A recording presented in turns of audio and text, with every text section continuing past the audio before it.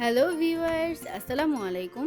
আজকে আমি আপনাদের সাথে শেয়ার করব শাহি বিফ রেজালা।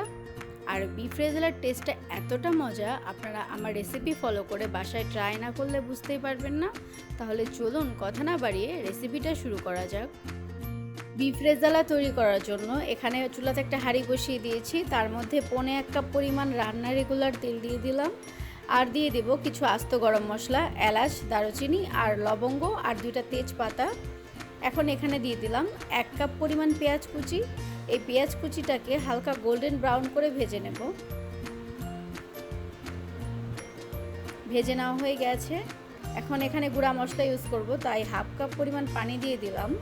এখন এখানে দিয়ে দিলাম 1/2 টেবিল চামচ হলুদ গুঁড়া, 1 টেবিল চামচ মরিচের গুঁড়া, 1/2 টেবিল চামচ জিরার গুঁড়া, 1/2 টেবিল চামচ ধনিয়ার গুঁড়া আর স্বাদ মতো লবণ, আর 1/2 টেবিল চামচ জয়ফল জয়ত্রী গুঁড়া। আপনারা চাইলে জয়ফল জয়ত্রী বাটা দিতে পারেন। আর দিয়ে দিলাম 3 টেবিল চামচ আদা রসুন বাটা, কিছু আস্ত কাঁচামরিচ। এখন এই মশলাটাকে খুব ভালোভাবে কষিয়ে নিতে হবে, 7 থেকে 8 মিনিটের মতো কষিয়ে নিতে হবে। গরুর মাংস রেজালা রান্না করার ক্ষেত্রে মশলা আর তেলটা একটু বেশিই দিতে হয়। মশলাটা খুব ভালোভাবে কষিয়ে নেওয়া হয়ে গেছে। এখন এখানে 1.5 কেজি পরিমাণের হাড় চর্বি সহ গরুর মাংস দিয়ে দিলাম। এখন এই গরুর মাংসটা খুব ভালোভাবে মিশিয়ে নিতে হবে। মিশিয়ে নেওয়া হয়ে গেছে। এখন ঢাকনা দিয়ে ঢেকে অপেক্ষা করব 10 মিনিট। এরই মাঝে 10 মিনিট কিন্তু হয়ে গেছে। দেখতেই পাচ্ছেন কতটা পানি বের হয়েছে। আবারও ভালোভাবে মিশিয়ে নিতে হবে। এখানে এক্সট্রা কোনো পানি ব্যবহার করার দরকার নেই। আবারও ঢাকনা দিয়ে ঢেকে অপেক্ষা করব আরও 10 মিনিট।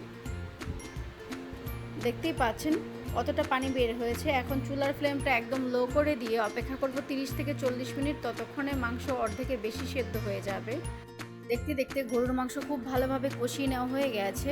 80 থেকে 90% কিন্তু কষানোর মধ্যে মাংসটা সেদ্ধ হয়ে গেছে। এখন এখানে দিয়ে দিলাম 1 কাপ পরিমাণ লিকুইড দুধ। খুব ভালোভাবে মিশিয়ে ঢাকনা দিয়ে ঢেকে অপেক্ষা করবো আরও 10 মিনিট। ততক্ষণে গরুর মাংসের রেজালার একটা স্পেশাল মশলা রেডি করে নিই। এখানে নিয়েছি 1 কাপ পরিমাণ পেঁয়াজের বেরেস্তা, 2 টেবিল চামচ টক দই আর 10-12টার মতো কাজু বাদাম। এগুলোকে পেস্ট করে নেব। পেস্ট করে নেওয়া হয়ে গেছে। এখন এই গরুর মাংসের মধ্যে এই স্পেশাল মশলাটা দিয়ে দিলাম। দিয়ে খুব ভালোভাবে মিশিয়ে নিচ্ছি।